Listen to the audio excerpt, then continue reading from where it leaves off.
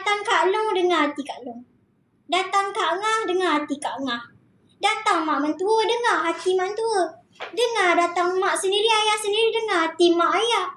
Datang tempat kerja, dengar hati tati, hati kawan tempat kerja. Datang kucing, dengar hati kucing. Datang anjing, dengar hati anjing. Datang ayam, dengar hati ayam. Kau makan pula hati dia. Jaga hati orang. Betul atau tidak? Umi cakap tak betul ke? Kau rasa kau sakit sebab hati kau tak dihargai ke? Sedih aku di sini. Macam wayang PJ Cina tak? Jadi wayang PJ Cina tu.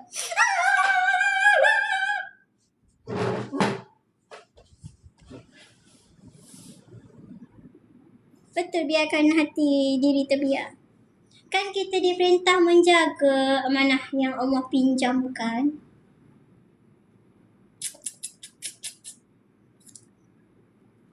Betul Umi, kita jaga hati orang sekeliling. Mula hari ni kita kena dengar. Assalamualaikum warahmatullahi hatiku. Okey, bagi salam ke hati masing-masing. Pegang. Assalamualaikum warahmatullahi hatiku. Pegang. Okey, sekarang korang bercakap dengan hati korang.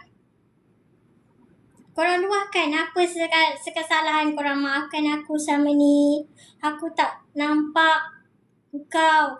Aku tak kenal engkau. Sedangkan engkau yang menghidupkan aku. Kalau aku tak ada hati, macam mana aku nak hidup? Boleh tak? Terima kasih Nasha. Suri, terima kasih. Assalamualaikum warahmatullahi hatiku. Bagi salam. Nak sembuh kan? Bermula hari ini, aku akan berusaha menjaga hatiku. Aku tak nak dengar hati orang lain. Aku berjanji dengan diriku, apa yang orang lain kata datang dari hati dia, biarlah masuk telinga kiri, keluar telinga kanan. Aku akan menjaga hatiku dengan sebaik-baik amanah Allah. InsyaAllah hati, mudah-mudahan engkau bersih sebersih-bersihnya.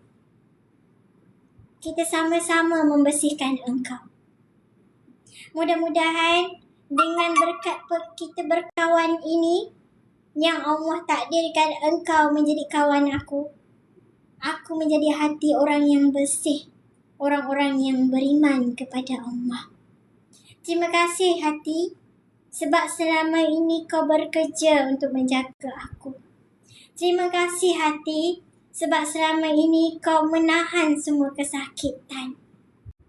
Terima kasih hati. Sebab kau menjadikan aku orang yang sabar. Dah, cakap dengan hati masing-masing.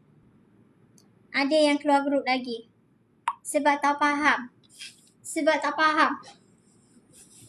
Macam mana nak faham hati orang kalau tak faham hati sendiri? Asyik nak rasa sakit je, sedangkan hati sendiri sakit, tak dirawatnya. Alasan keluar suami tak izin. Tadi masuk minta izin suami tak? Jangan dengar cakap orang dah. Orang nak cakap apa cakap lah. Istighfar banyak-banyak.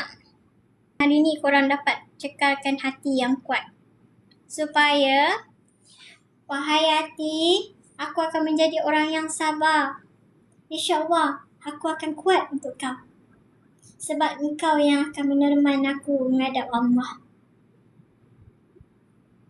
Korang percaya tak? Hati korang akan teman korang menghadap Allah.